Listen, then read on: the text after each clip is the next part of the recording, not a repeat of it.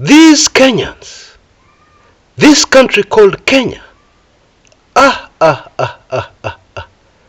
you can all imagine the conversations going on right now, deep at The Hague, where the International Criminal Court is situated, because there's been some drama, very, very serious drama, unprecedented drama, bin drama, Arab drama, all a drama, Nyar drama.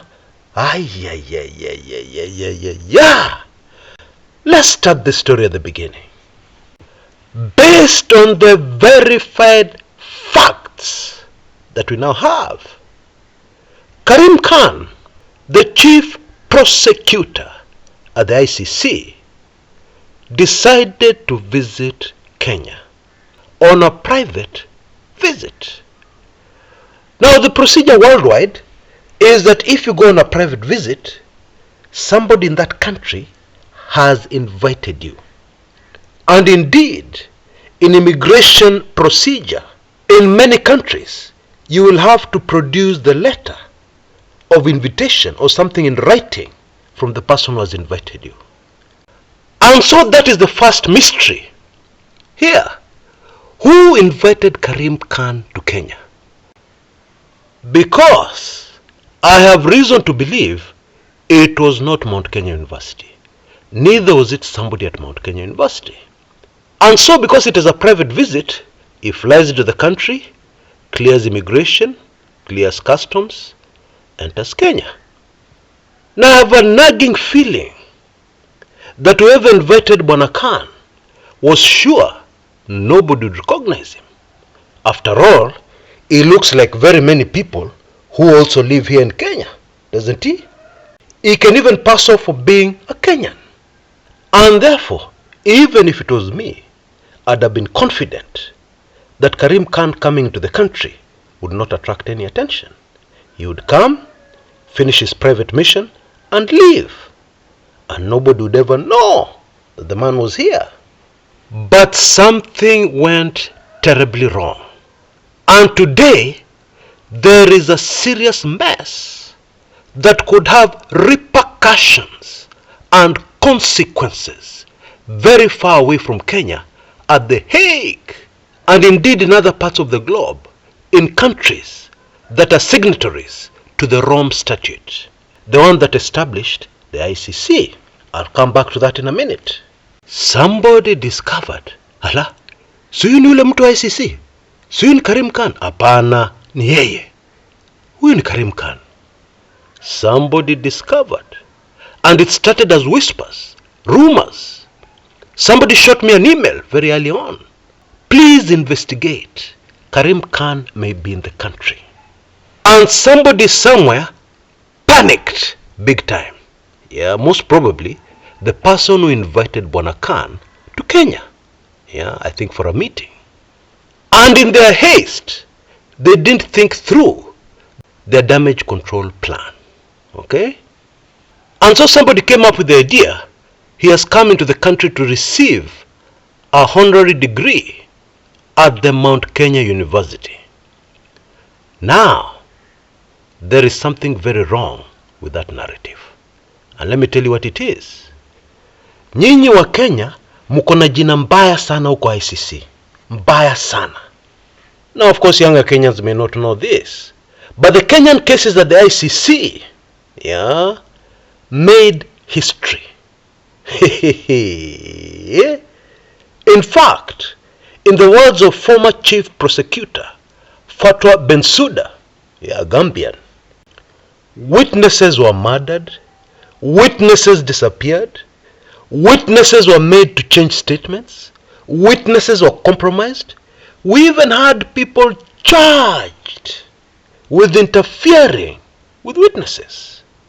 In the history of the ICC, this had never happened before. And don't forget, we have had some very, very nasty customers at the ICC, appear before the ICC, charged. People who, if you knew half of what they did, you'd never be able to sleep at night again properly.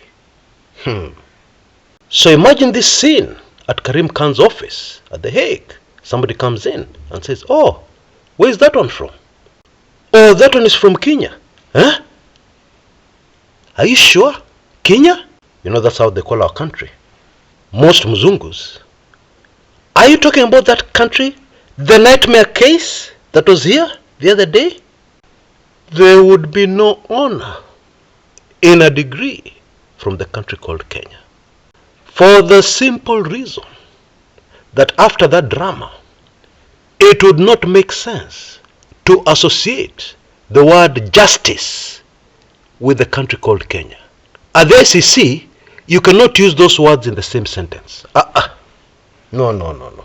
Maybe Kenya, no justice. That one you can use at the ICC. But Kenya followed by the word justice. Hey, not possible. Bottom line, it would not make sense to get onto an aircraft, fly all the way to Kenya to receive such a degree from a Kenyan university. It would not make sense. And then something else went terribly wrong. The founders, the owners of the Mount Kenya University, had some associations with some people in the country called Kenya. So immediately it was very easy for Azimio to say, so and so is a friend of so and so, so we are suspicious.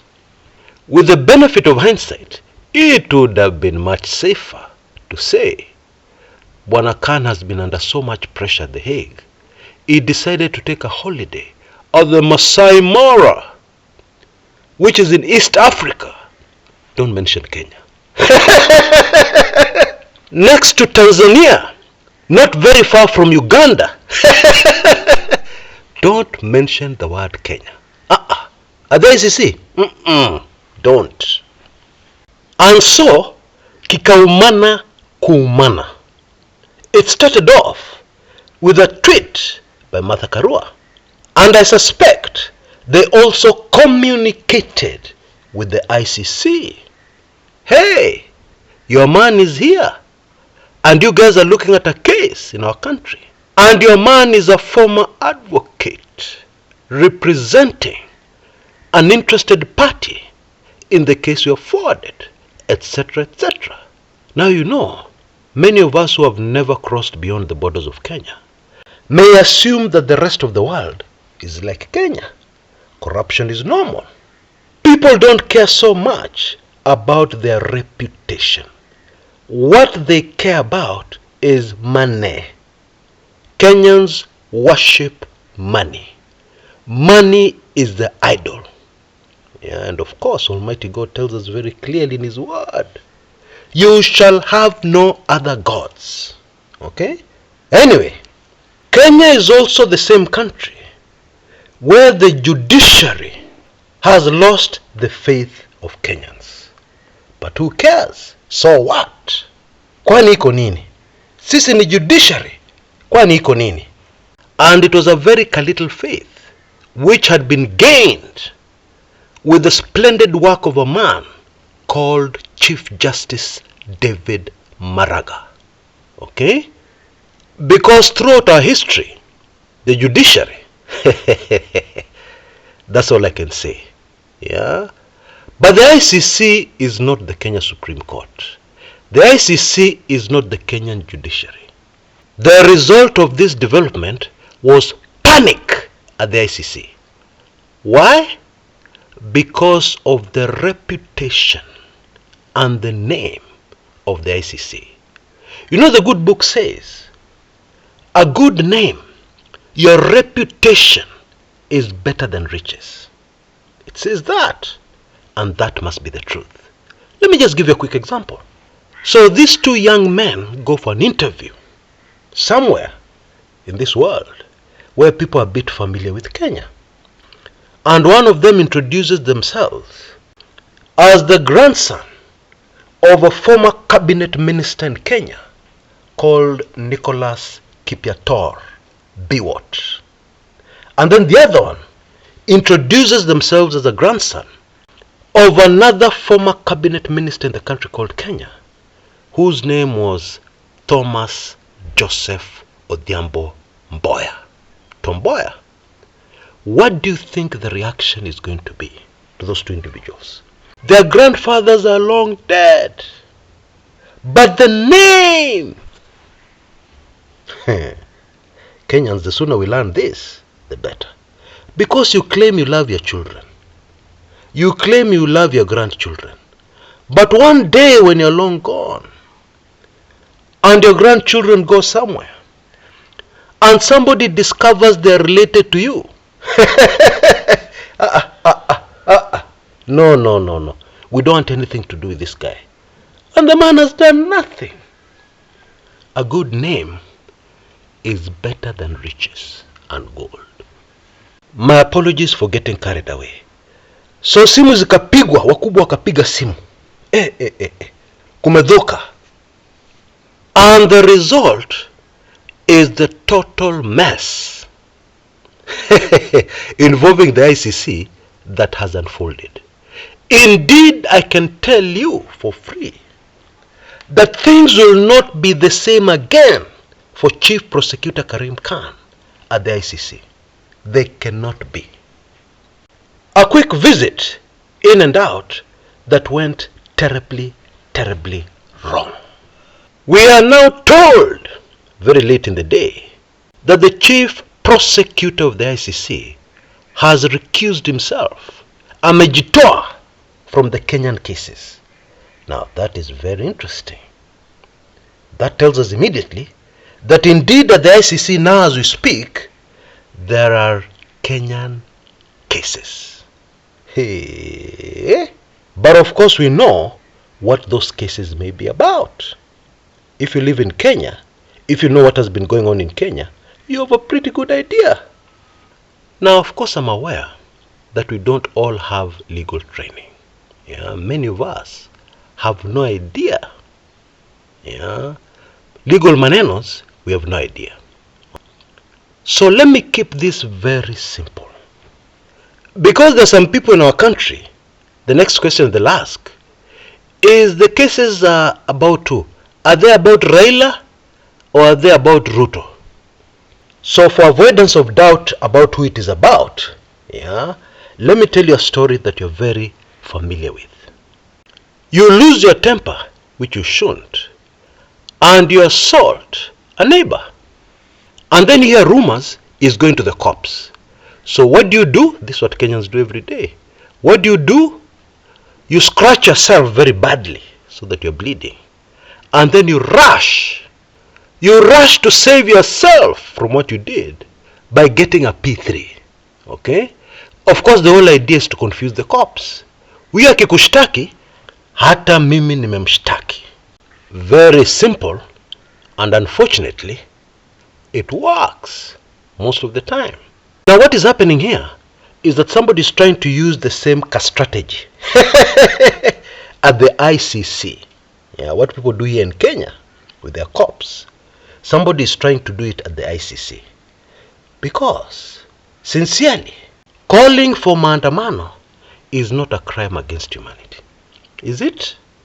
In fact, it is a human right globally. And what's more, it's enshrined very deep in our constitution. So don't get confused. You also need to know that sometimes people go to court for propaganda reasons, for the narrative. So and so has taken somebody to court, but I've also taken them to court. So to draw, ama? Now recent information I've received makes this Karim Khan manenos even more complicated. And I believe I released this information in a recent video. You see, even before Karim Khan stepped into Kenya, we already had some people doing investigations on behalf of the ICC and have information from a very credible source that that is a fact. Now you'll understand why Azimio are complaining that Karim Khan's presence in the country may be interfering with the cases they've already filed and which we now know are at a very advanced stage at the International Criminal Courts at The Hague. In fact, Azimio went beyond that and told us that Bwana Khan is having meetings with people who are persons of interest in the ICC cases, or people who are in charge of persons of interest. Let me just leave it at that. Hey, now that one, the ICC cannot take just like that. The reputation of the ICC is at stake. You know, most of us don't believe in spiritual manenos, but I believe we said on this channel that we should all be very careful, because we're in the season of judgment, yes, and in the season of judgment, what usually happens? There is a lot of exposure. That thing you're doing in secret will most probably get exposed. Not because you're not taking the usual precautions, but because of the season. And if anybody is doubting this Karim Khan drama, let me give you another quick example. Somebody decides to very innocently feed some people at Sagana State Lodge. Even if it was me, I would have seen nothing wrong with that. I would never have been able to predict what happened as a result of that very simple, humane, good thing somebody decided to do. There was exposure of what's happening in the Mount Kenya region. There was exposure that all is not well in the Mount Kenya region. There was suspicion that all this is being done to win back a region that has really changed towards the William Samoei Ruto presidency. And indeed, if you're alert, you must have seen the kind of welcome, the real one, not the one in the mainstream media, the real kind of welcome Ruto received in the Mount Kenya region. I was more than shocked about what happened in Nyeri. Hey, let me just put it like this. The people on the ground in Nyeri, a vast majority of them, they don't want to hear the word UDA. They don't want to hear it. Let me just leave it at that. I'm telling you, in Kenya right now, to summarize, kimeumana kumana. What will happen next? Let's wait and see. Until next time, this is Chris Kumekucha.